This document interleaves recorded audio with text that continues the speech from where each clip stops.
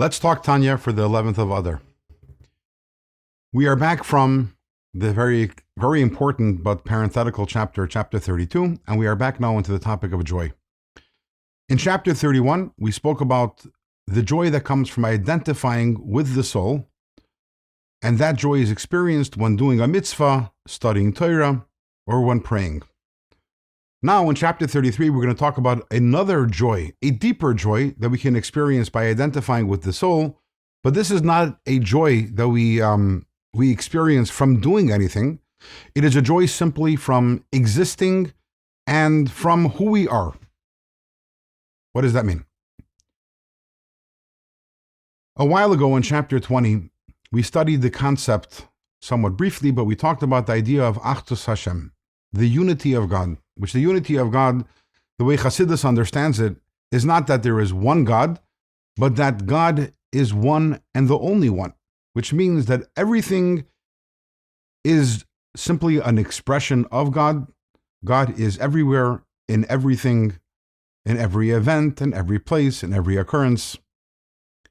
And when a person thinks about this and thinks about it deeply, the realization that a person has is that we are incredibly close to God, as opposed to God being some sort of far off, far away existence.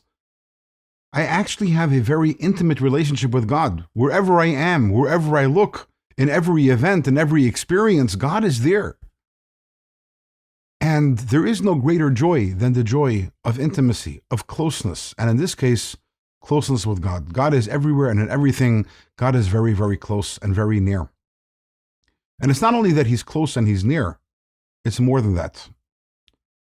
Because we live in this world, in this physical world, God isn't only present, but God is at home over here. This is a topic we're going to be talking about at length in the coming chapters, specifically starting with chapter 36, the idea that the reason for the creation of everything, of the universe and all the worlds, this physical world, the spiritual worlds, is God's desire to have a home and to be at home specifically in our world.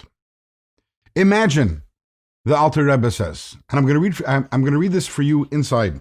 He says, Kama gdoila simchas hedyot ushfala anashim. How great would be the joy of a simpleton, be skarvusay lemelach basar vadam, in the nearness, in the closeness that this person would have to a king of flesh and blood, hamisachsein vidar itoy imay bebeisay, who chooses to lodge and to live with that person in their home. We have here 3 levels. Meeting a king is very special. That itself is joy-inducing. Then imagine that the king says, not only do I want to meet you, I actually want to come visit you in your home. That's much greater than just meeting the king. That is really close. That is really near. And how about if the king says, not only do I want to come over for a short visit, I want to actually live in your home together with you. And that's exactly what's happening. God wants to live in our home, in our world. We don't get closer or more intimate or more near to God than that. This is a mental exercise. It's the truth. It's the reality. If we can tune into this truth, and if we can tune into this reality, we can walk around literally on the clouds, or not literally, figuratively on the clouds, realizing how near and how close and what kind of relationship we have with God. Tomorrow, we will continue and talk about just how powerful this joy is.